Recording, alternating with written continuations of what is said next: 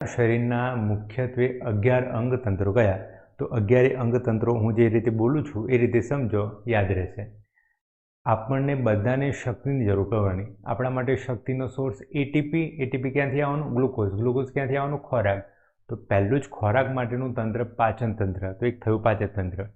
બીજું, આપણા ખોરાકમાંથી ગ્લુકોઝમાંથી એટીપી ત્યારે જ મળવાનું કે જ્યારે એનું દહન થાય. દહન માટે ઓક્સિજન જોઈએ. તો ઓક્સિજન પહોંચાડવા માટે શ્વસન તંત્ર. તો બીજું થયું શ્વસન તંત્ર. હવે આ ગ્લુકોઝ અને ઓક્સિજન એને આખા શરીરમાં ફેરવવા માટે પરિવહન તંત્ર, જેને મુખ્યત્વે કહીએ રુધિરાભિસરણ તંત્ર. તો ત્રીજું થયું રુધિરાભિસરણ તંત્ર.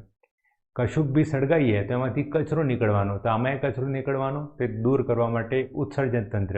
થઈ ગયા 4. હવે આ બધાનું મેનેજ કરવા માટે પાચન તંત્ર એનું જ કામ કરે, શ્વસન તંત્ર એનું જ કામ કરે. તો એના માટે ચેતાતંત્ર, બોસ. તો 5મું થયું ચેતાતંત્ર. ચેતાઓ આખા શરીરમાં બધે ના જઈ શકે. તો બધા શરીરમાં પહોંચવા માટે કેમિકલ્સ, તો એને કહેવાય અંતઃસ્રાવી તંત્ર. તો 6થું થયું અંતઃસ્રાવી તંત્ર. હવે આપણે ખાવાનું હોય તો ખાવા માટે રસોડામાં તો જવું પડશે.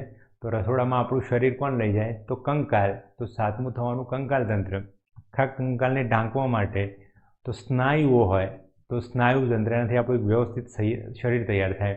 તો 8મું થયું સ્નાયુ તંત્ર. હવે જુઓ, કંઈક ખાધું અને તકલીફ મહેસૂસ થઈ તો એના સામે રક્ષણ આપવા માટે તો 9મા નંબરે આવવાનું રોગ પ્રતિકારક તંત્ર. 10મા નંબરે તો આખા શરીર ઉપર આપણા જે વાળ, નખ, એને કહેવાય ઇન્ટેગ્યુમેન્ટરી સિસ્ટમ, ચામડી તંત્ર. તો 10મું થયું ઇન્ટેગ્યુમેન્ટરી સિસ્ટમ. અને આ બધી માથાકૂટ સજીવમાં બાયોલોજીના એંગલથી જોઈએ તો પ્રજનન માટે. તો 11મું થવાનું પ્રજનન તંત્ર, જે મહિલા અને પુરુષમાં અલગ અલગ હોય. રાઈટ. હવે મેં તમને જે રીતે વાત કરેલી, આ હું નીચે ડિસ્ક્રિપ્શનમાં લખી દઈશ. તો તમે સમજ્યા, નીચે ડિસ્ક્રિપ્શનમાં લખ્યું એ નોટમાં ઉતારી દો. તો આ રીતે રીલ્સમાંથી પણ ફાયદો થાય.